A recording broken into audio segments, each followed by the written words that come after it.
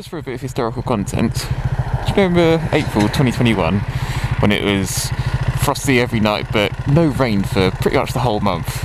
Well, here I am on my first sort of trip since all of that, and it's been hammering down with rain and the bike is absolutely covered in salt. Hey ho, must mean we're doing something good, and that is certainly the case, for here we are somewhere in the Lincolnshire countryside on the way to Cadwell Park. Yes! What's that? Oh, that's cold. Just about 10 degrees I think, maybe. However, it's far from bad. Far from as bad as it can be. Anyway, today I'm off to somewhere just north of Louth, as it is mid-afternoon, late afternoon. I'm not going to Cadwell today, I'm doing that tomorrow for a day on the track, known as a track day, and I've treated myself to an overnight stay the night before. Ooh, nice.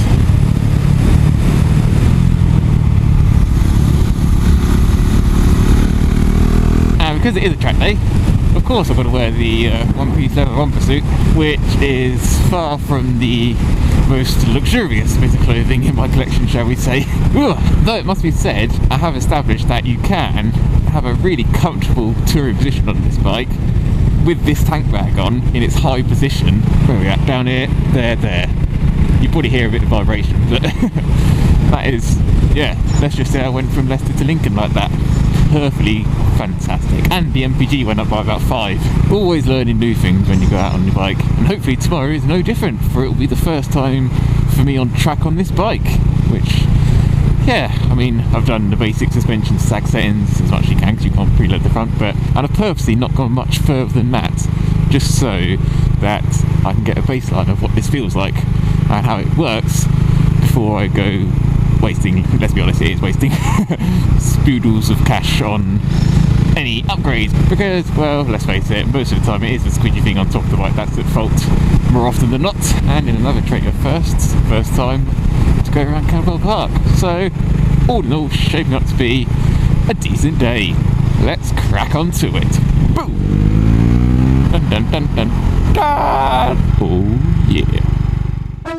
Welcome to this episode of Sports Sunday on Friday again, where for the first time since Mallory Park 2020, we follow an elite athlete from the world of competitive jelly bean eating on a track day.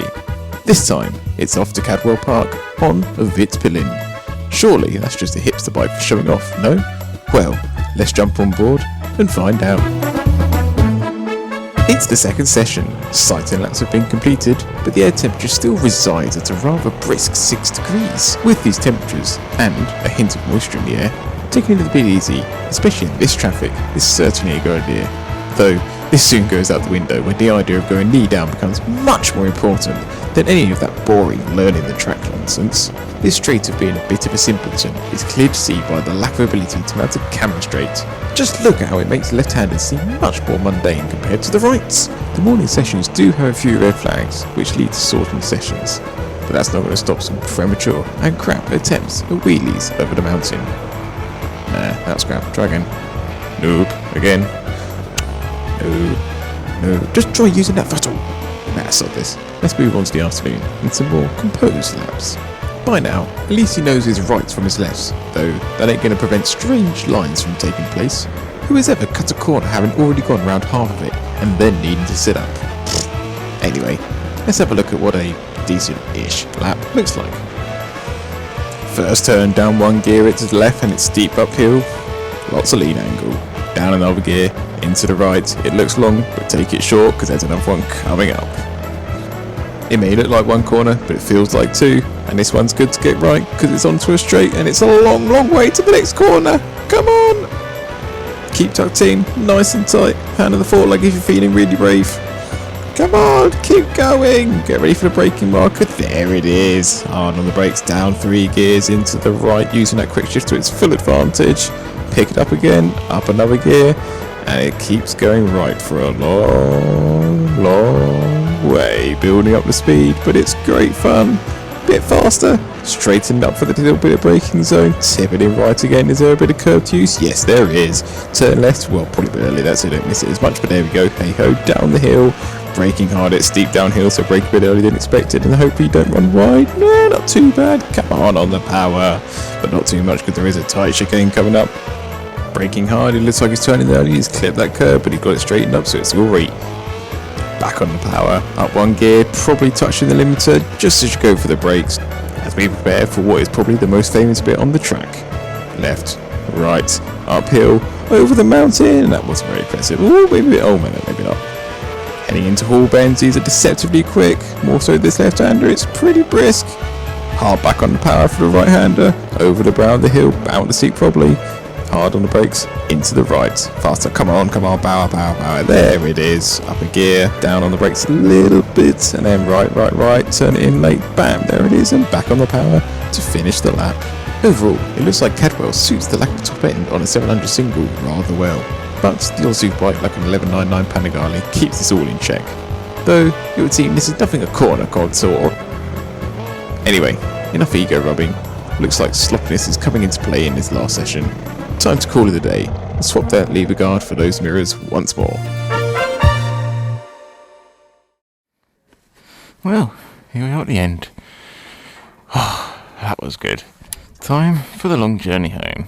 That's not too bad, a couple of hours. So on track I did 103 miles, 35 mpg average. Now we said on fuel, about 2 litres a session. That ain't bad at all.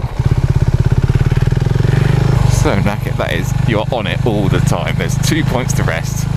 And even on this bike where I think I maxed out 121 or so on the clocks, there ain't much time at all between the exit of the corner and when you need to get back into position again. Quick shifter, definitely a bonus on that track. Made it so much easier. But overall, this bike was fantastic. Performance modifications, I don't think I've done anything to this bike really. Suspension's all standard, just different settings for my personal weight. You can't do preload on the front, which is something I do need to attend to. I think quite early on I was bottoming out the port on hard braking, so that might be something to attend to. Ergonomically, this bike was great. Pegs weren't in a painfully high position like on a sports bike. They're high enough to be far enough off the ground because the bike's so narrow anyway, and they're in a nice comfy position, but you can still A-frame it everywhere when you need to. Bars are in a good position, it's quite easy to get tucked in and all that good stuff. I think the only thing ergonomically that is a result of the styling rather than the focus on ergos is the tank when braking. Anyone who's ridden a very sort of road orientated bike, quite often the tank is quite flat at the front, or it's got quite a nice place that when you've got an arse cheek off the seat you can brace your inside thigh really easily. On this it's not quite as easy. It is once you sort of get your arse completely off the seat, but certainly not the most easy way to go about it. Even after I did add the RNG traction pads on, not quite ideal, but just something to adapt to. I think the only performance part I need to attend to is the brakes, because this just seems to get very hot, no different than when I was on the Aprilia Tuono. Same sort of high temperature. I think just the standard pads are definitely sort of road-based pads rather than anything intended for high track use. I did come prepared with a higher spec pad, but it wasn't bad enough to want to change it there and then. All I'll do is next time I know I'm on track I'll slide in for that. Single disc works fine. Careful, we're going to get nerdy here maybe. And I could be completely wrong, but there we go. Friction doesn't depend on area, so 1 caliper, 2 calipers, 4 calipers, not going to make much of a difference. But if you have a single caliper, all the heat that is generated from the same amount of braking force is going through one surface area, disc surface area, rather than 2. That's where the main crux of it lies. So power is fine, just need to get the pads in there to either get rid of a bit of temperature or more likely just have pads that work better at temperature. But beyond that, that's only minor changes I want to make for next time. That's nothing too scary. Crikey, look how wet the road is here. Oh, I got so lucky, crikey. Well, I'm well pleased with that because I'm not leaving there today going, oh, I need to buy all these brand new performance parts. What's on here is good, and that is what I was hoping for when I bought this bike. For someone like me anyway, perfectly fine. Still running the Bridgestone S21s that do come as standard, but they aren't like some standard bikes made out of worse materials. These are just standard S21s, and they did a fine job. Didn't really need to do too much with the pressures anyway. They're pretty soft on this bike anyway on the road, so just down a little bit when things started to overheat the contact patch, but it wasn't much at all. And for anyone who's interested in taking their Vitpilen on track, if you have the full standard exhaust system, but if you have drilled out the little smaller tube at the muffler outlets, it does measure at 92 decibels, so plenty of leeway for most British tracks. And really, it's the perfect amount of volume. I could always hear it. Other people said they could hear me coming, so that was good. And where a thumping single isn't particularly common on track bikes, it is a fairly unique sound for other people around you to know what's what. That is a lot of rain ahead, isn't it? Oh dear. Anyway, all I need to do now is hope the fuel station along here isn't too far away, and then make the way back to the Shire of Leicester. All in all, I like Cadwell. This bike like going around Cadwell. This bike works on track well. Yes! Excited for the future. Nifty. Right! It's boring roads from here out, so see ya next time.